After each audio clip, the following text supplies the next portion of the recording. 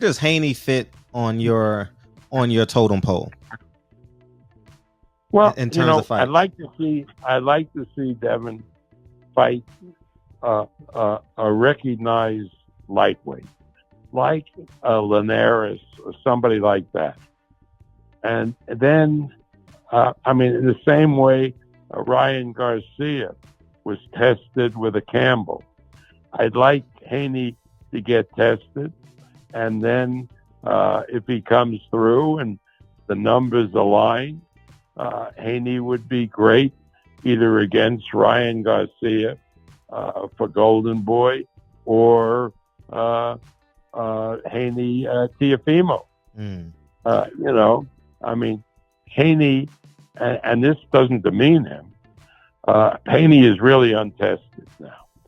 So let's put him in. They should put him in with a real test, and if he passes the test, then he would be a very desirable partner, either for a Teofimo or a Ryan Garcia.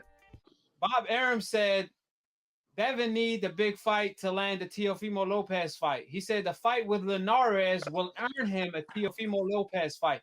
You think Bob will keep his word and not move the goalposts further? Well, I was looking at it earlier today, and I just played it on one of the other shows where Bob Arum had said that the mandatory for Lomachenko would have been Zaru Abdullah, someone that Devin got rid of in 5 rounds. You also have Devin Haney that's also with Eddie Hearn. Devin Haney? He's 135 pounds. He's 135? 135. That's what they say. He's fighting there, so he's the mandatory soon for the title. Mandatory for who? For the WBC. Mandatory. I never heard that.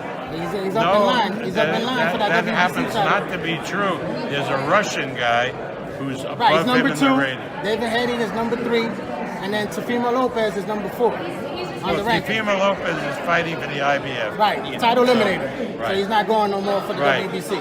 So if there's a mandatory for Lomachenko, if he beats Campbell in the BC, that would be Abdullah. Russian. And then Haney would wait his turn. So you wouldn't make that fight, even though it's an attractive fight? What fight? Bob Arum had said that the mandatory for Lomachenko would have been Zaru Abdullah, someone that Devin got rid of in 5 rounds. So, you know what I mean? I don't have a whole bunch of faith in what they have to say, but I do have faith in the people and what the people's demands are. The fans are the ones that write the checks, If the fans don't get behind it, then the network doesn't get behind it, and the promoters are forced to put the fighters in that the fans want to see, or forced to pull the fights that the fans don't want to see. So I have all the faith in the world in the people. The people have been great. They have been very supportive in trying to make this fight happen. I always give props to both the Lopez's in terms of being great at what they do. I just always reiterate that there's something special about Devin and our team, something that just comes around, every 1 or 2 lifetimes. So I have confidence in the pressure of the people more than I have confidence in Teofimo Lopez doing the right thing. How did you choose Lomachenko? Because I did not choose him. He requested, Canelo requested. So we sent out a vote and we analyzed his history. Ooh, Canelo and Lomachenko requested? Absolutely. Ooh, you just made headlines. Lomachenko. You just made headlines. Lomachenko, top rank, requested. And let me tell you, we analyzed the request. Top of the top. Define the franchise belt. Can you define it? The franchise is not a belt. It's not a championship. It's a designation given to elite, unique fighters who carry the industry of the sport of boxing. Canelo Alvarez and Lomachenko are 2 sensational fighters who carry the industry.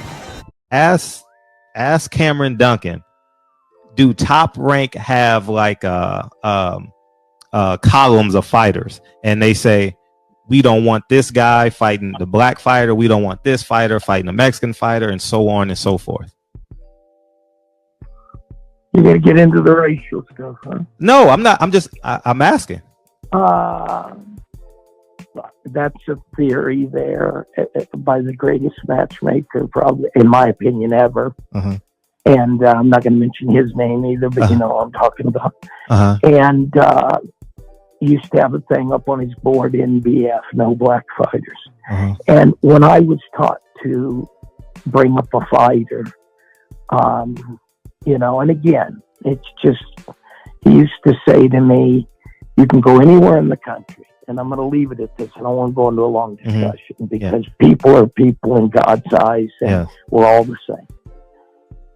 He used to say to me, you can go anywhere into a city in America or anywhere in the world and ask a white guy, and he didn't say any other, he didn't say anything about Hispanic, anything. Ask a white guy to throw a jab, and half of them are going to turn backwards and throw it like a girl and everything. Ask any black man on a street corner in any city in the world, and they will snap out a jab in a heartbeat. And I used to laugh. He said, they're just more physically gifted. And he said, and so they have speed, and better to stay away from them. Nothing personal. So I said, okay. And I've lived by that. And, you know, I don't want to sound like some weird guy, but, you know, you're trying to be safe with your guys. And so, yeah, there is a thing about that, you know, but not in a bad way, in a very respectful way, you know, to be careful.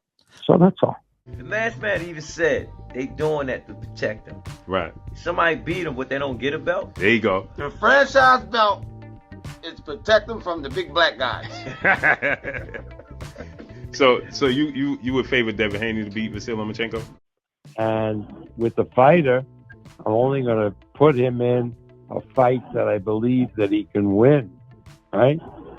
So I don't know how to answer that question. Did you say you would only put your fighter in a position where, in a fight where he can win? Where I believe he could win. Yeah, I don't put a fighter in where he has no chance and he's just in there for a payday for me and him. I don't do that. So is it more about how you... I don't put a fight out. That, again, goes back to Leonard Ellaby. What he was trying to say. It's risk-reward. Right. So if you were in a situation where you felt like, I'm going to just use hypotheticals. If you thought that Devin Haney was a bad matchup for Teofimo Lopez, in essence, you wouldn't make that fight because you didn't want to put Teofimo in a situation where you felt like he couldn't win. Is that what I'm hearing? Only if, I mean, you sometimes make a fight because if let's say the fighter has a 40% chance of winning. So he's like, in your mind, an underdog. If the reward is great, you make that fight. It's risk-reward.